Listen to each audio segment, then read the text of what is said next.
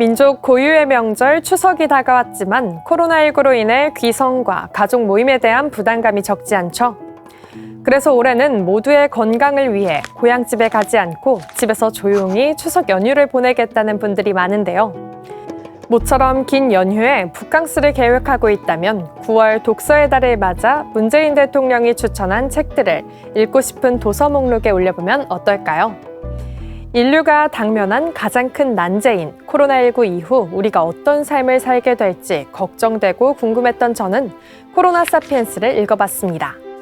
지난 몇 개월간 코로나19와 싸우면서 우리 사회가 깨닫게 된 것들을 명확하게 정리해주고 한국 사회에서 살아가는 우리가 앞으로 무엇을 지향하고 추구하며 살아가야 하는지 통찰력 있는 해답도 제시하는데요.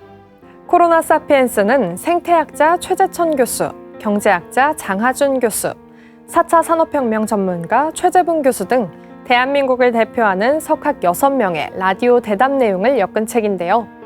코로나19를 겪고 난 이후의 인류의 삶을 각각 생태, 경제, 사회, 정치, 심리 등 다방면에서 분석하고 전망합니다.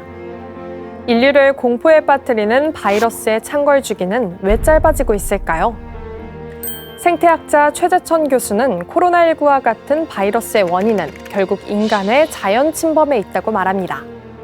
그러면 우리는 어떻게 대처해야 할까요? 코로나19 백신만 개발되면 모든 문제가 해결될까요? 3년에서 5년을 주기로 이전에 경험해보지 못한 바이러스의 공격을 받게 되는 상황. 최재천 교수는 화학적 백신으로만 대응하기에는 한계가 있고 더 좋은 백신이 있다고 역설합니다. 행동 백신과 생태 백신입니다. 사회적 거리두기가 바로 행동 백신의 일종입니다. 옮겨가지 못하게만 하면 바이러스는 아무 힘이 없거든요. 그리고 숲속에서 우리에게 건너오지 못하게 하는 게 생태 백신입니다. 우리가 행동만 확실하게 하면 옮아가지 않습니다. 그게 훨씬 더 좋은 방법이죠. 장하준 교수는 코로나19를 지금까지 한 번도 없었던 미중유 사태라고 정의합니다. 수요와 공급, 소비가 한 번에 붕괴한 전례가 없었기 때문인데요. 이번 위기는 인간의 삶에서 정말로 중요한 것은 무엇인가? 그러한 가치를 위해 개인은 어떻게 인식과 행동을 바꾸고 사회는 어떻게 재조직되어야 하는가를 진지하게 고찰하게 합니다. 또한 코로나19를 겪으면서 자영업자의 문제, 배달이나 택배업 종사자들의 열악한 근무 환경에 대한 문제가 드러났기 때문에 앞으로 함께 더 좋은 사회, 더 안전한 사회를 만들기 위한 노력을 해야 한다고 조언합니다. 이런 상황에서 어떻게 성장할 수 있을까요? 지금은 국민을 안전하게 지키고 건강을 유지하는 게 제일 중요합니다. 모든 국민을 잘 살게 하는 게 결국 목표인데 말입니다. 주객에 전도된 그런 가치관은 이제 버려야 할 때가 됐습니다. 4차 산업혁명 전문가 최재분 교수는 코로나19를 거치며 정말 영세한 소상공인부터 아이들에 이르기까지 디지털 문명에 익숙해져야 앞으로 생존할 수 있다는 걸 깨닫게 됐다고 말합니다.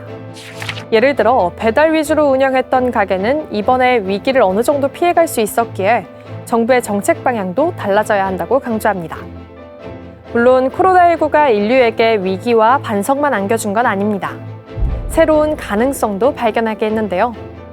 누구도 예상치 못한 팬데믹에서 스마트폰을 신체의 일부처럼 사용하는 호모사피엔스들이 보여준 대응은 꽤 놀라웠습니다. 코로나 확진자 파악 앱이나 공적 마스크 구매 앱 등을 스스로 개발해 전 국민에게 무료로 배포했고 그 어떤 세대보다 빠르게 비대면 일상에 적응했기 때문입니다. 그래서 최재분 교수는 기존 세대들이 더 적극적으로 나서서 디지털 문명을 받아들여야만 또 다른 바이러스가 다시 오더라도 생존할 수 있다고 강조합니다.